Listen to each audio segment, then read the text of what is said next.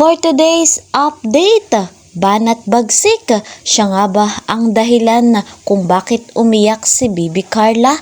Basher nga ba siya? Kung ano po ang katotohanan, pag-usapan po natin yan.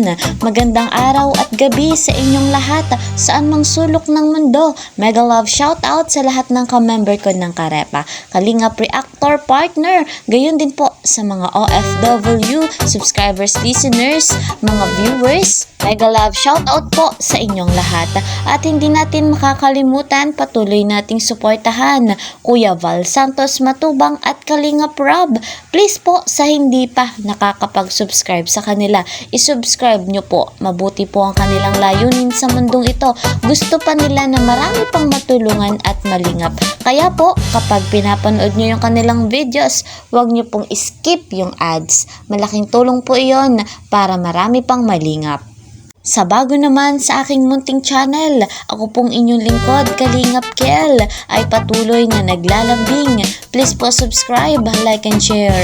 At huwag niyo pong kakalimutang i-click ang notification bell para lagi po kayong updated sa aking mga videos. So guys, dito na nga po tayo sa ating topic. Si banat bagsik nga po ba ang dahilan kung bakit iniyakan ni Carla? Basher nga ba siya? Doon nga po sa nakaraang live ni Bibi Carla ay hindi napigilang mapaiyak. Sa dahilang meron nga daw pong nag-react patungkol nga daw po sa live ni Carla na kung saan marami nga daw pong palipad. Marami din pong pakulay. Ayan. At ang nambabash nga daw pong ito ay walang iba kundi si banat bagsik. At kung inyo pong mapapansin sa Facebook, talagang lumalaganap ang pangalan ni Madam Banat Bagsik dahil nga po sa nasabing ganon at sa pagsasalita ng hindi maganda, hindi daw po naaayon. Meron nga daw pong bad words na lumabas sa bibig ni Madam Banat Bagsik.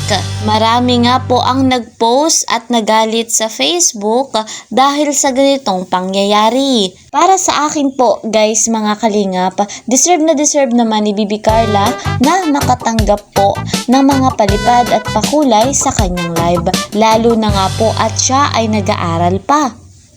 At eto po mga kalingap, ang nag-udyok daw po kay Banat Bagsik na bigyan ng reaction video yung patungkol nga daw po sa palipad sa live ni Bibi Carla ay nagmula lang din daw po sa jump car.